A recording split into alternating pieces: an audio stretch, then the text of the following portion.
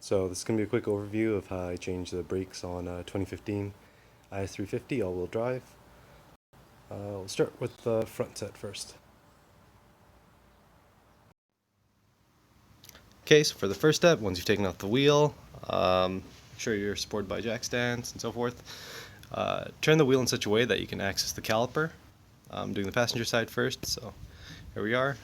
So to take out the pads first, there's a little clip over here, just got to pull that out.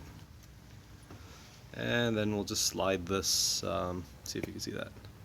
There's a little pin over there, just got to push that out. Might be able to do this with my hand, if not, grab like a screwdriver or something just to plow through that little hole over there. That should push it out. You won't need a lot of pressure. Once you do that, this thing's going to come flying off at you, so don't be afraid.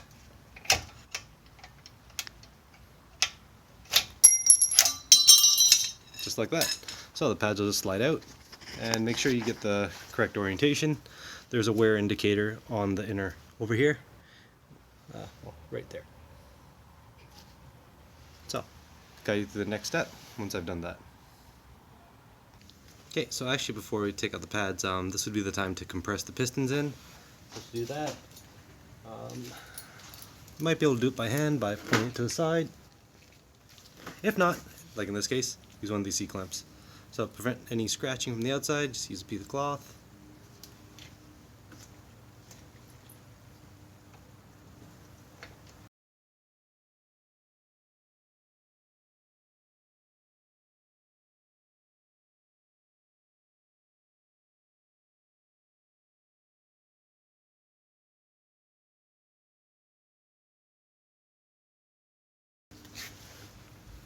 Okay, and once you've done that,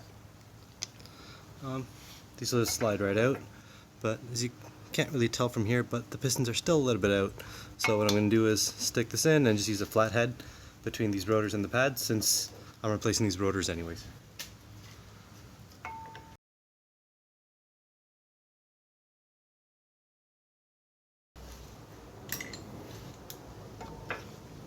Okay, and just like that.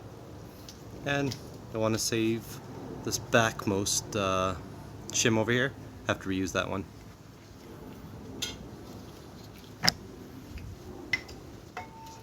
Same thing with insides. Remember, the indicator be facing down on this side, and the shim. Okay, so with the caliper removed, I'll have more access to work on this. Another thing I did off camera was just clean the tracks over there.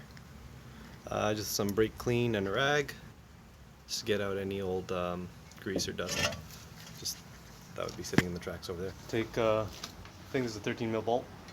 Should be 2 screw holes in these rotors over here, and should be able to take it off that way.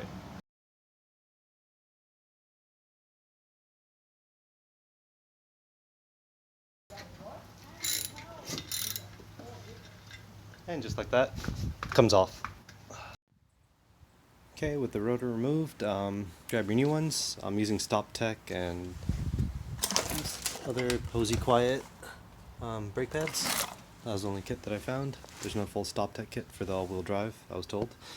So just make sure you got the correct side. This is the right side, they're marked off. Another way to look at it is the fins will be rotating in the, I guess, in a forward direction, clockwise.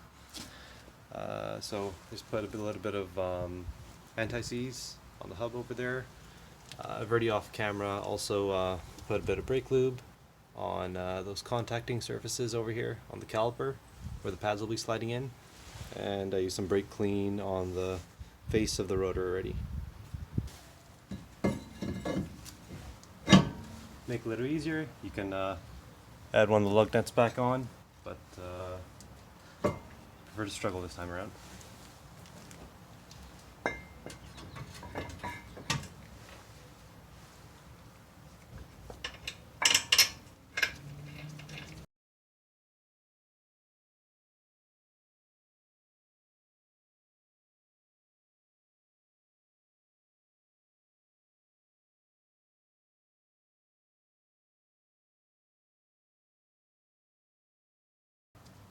So, also off camera, I've already applied a bit of brake lube to the back of the pad here, and the shim.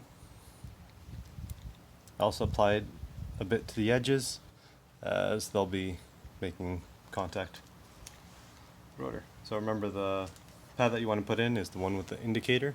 That one goes on the inside.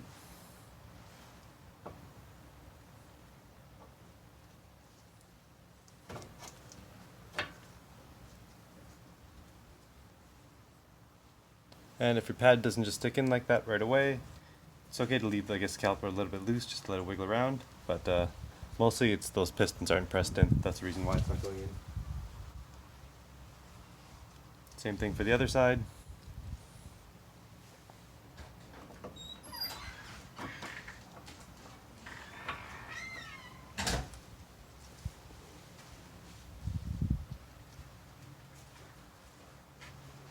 Next step, put the clip on.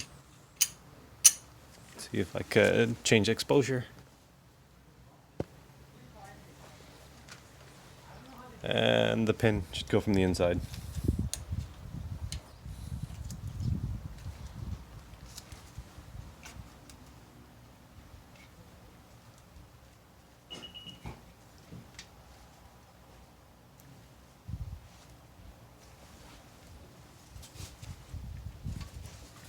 And one thing I forgot to mention is you're going to want to have the hole oriented correctly for that pin that's supposed to go through. Fuck. For the little clip hole over there, you're going to want to orientate the.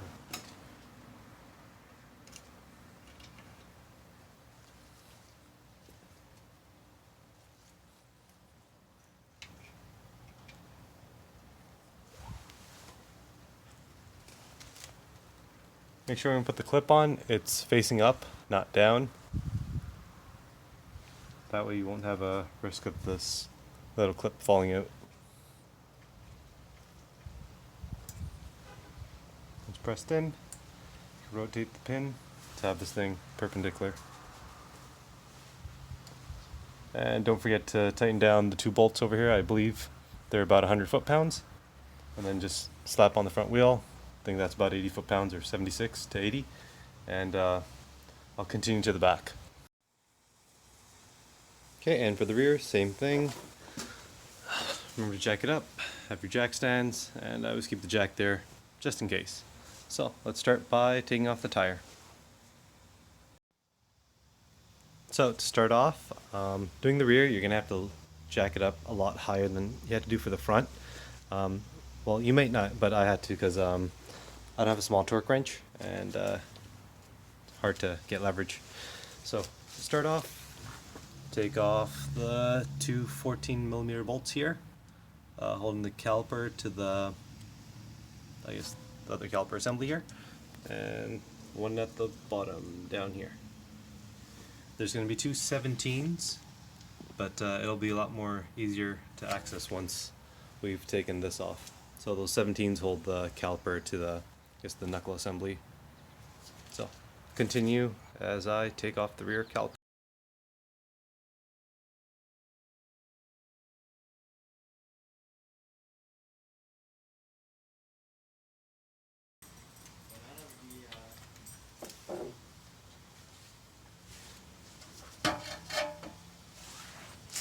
And so it'll be easier to rest the caliper on top there.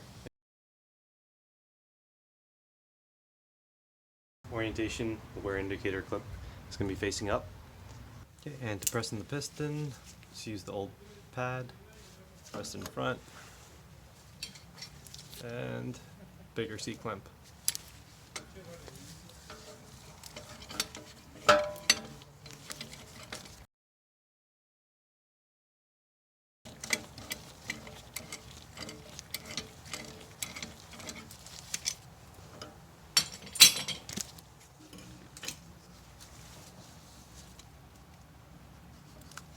And if you do happen to have air bubble like this, just grab my screwdriver and take that out.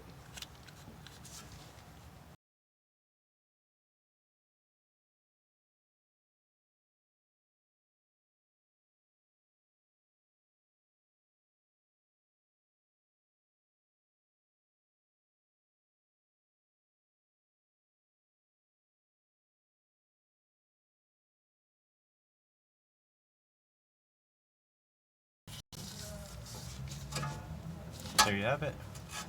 And the air pocket's out. Remember never to stab the rubber.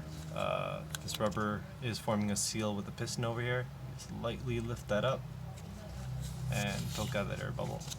So now when you do go to reinstall this caliper over the pads, you won't have the risk of tearing this boot and having water go in there and render this caliper useless. So continue to the next step, which is to take off the bracket from the hub and clean that up. So for the next step, take off the bracket assembly, and this is very tight on space for me with the camera here, so see if I can do it and film.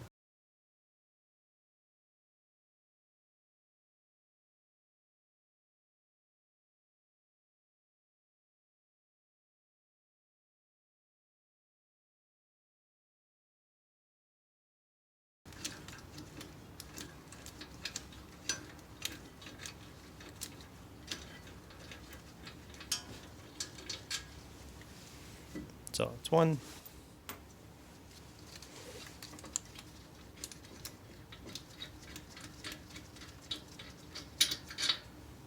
And there's the second bolt.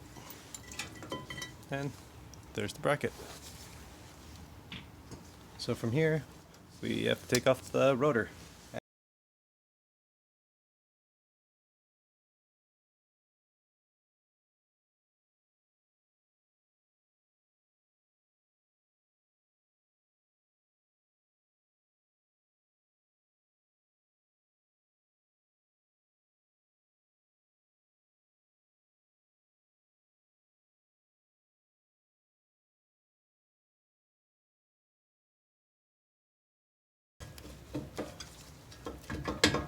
Another thing you're going to want to remember is to save this rubber grommet. You need to transfer that over to the new rotor. Let's try to pry this thing out. Could just be the parking brake grabbing. Make sure you don't have it engaged.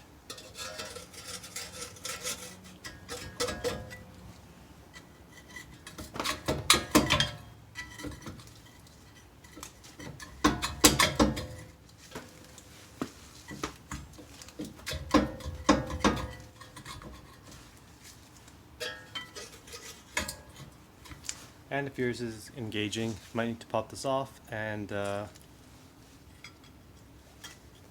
loosen up that parking brake, which I think I'll have to do in this case.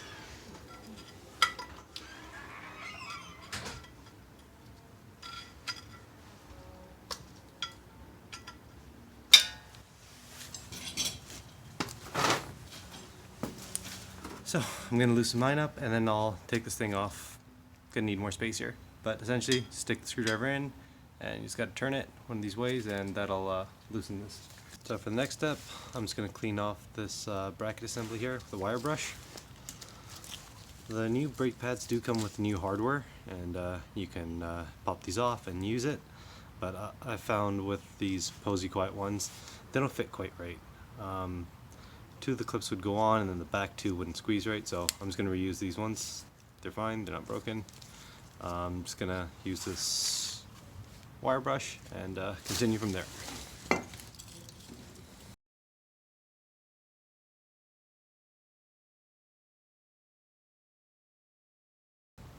Should be good enough, so I'm just gonna take a bit of brake lube and just grease the points up.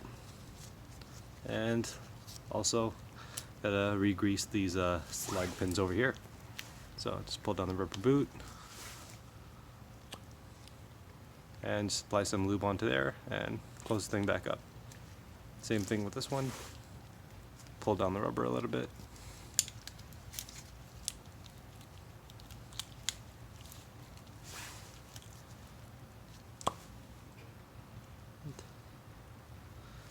So I'm going to re-grease this up and continue from that step. Okay, so now it's time to reassemble everything. I've already taken the liberty of spraying some brake clean onto the surface of the rotor, both sides, just wiping it down to remove any of the oils that they may have put on to protect it from corroding while in shipment. Put on that rubber boot again. That's used to adjust the brake adjustment over here. Little clicky thing. So put this back on, and then we're going to put on the caliper bracket.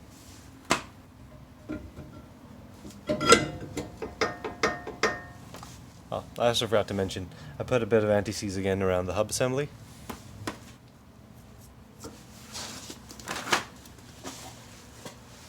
It's on, and again, grease up the clips over here, ensure the sliders have free movement, re-grease these things, and let's put on those two 17s at the bottom. Continue from a different camera angle because I'm going to need the space over here.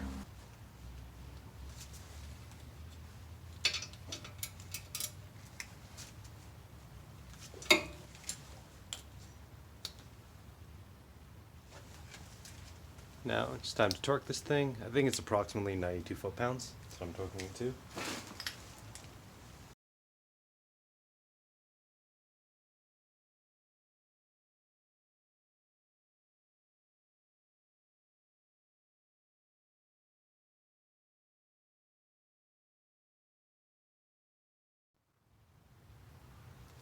And same thing goes with the pads. I've already off camera greased the pads back up from behind, and whoops, got a mosquito over here. So the one on the inner, you'll be able to tell I'm reusing the old shims from the previous brake pads. See the little circle hole? That's where the piston was compressing, so that goes on the inside. And same thing with the orientation. Should be this little clip facing up. And with the one that goes on the outside, you'll see the two little marks from where the caliper was biting. And same thing goes, re-grease these, so let me just pop these back in.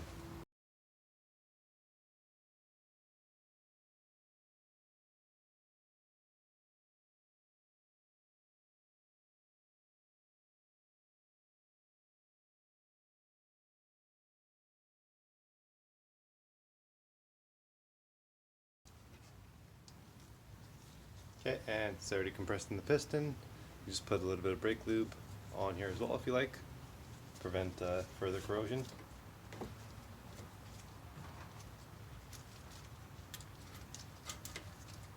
And these two bolts, they'll torque up to about 20 foot-pounds. Then the wheels, same thing again, about 76 to 80. And remember, before you start driving, you got to pump the brake pedal a few times to ensure the piston comes out enough to start grabbing the brake pads before you shift into gear. So remember to do all that, and should be about it.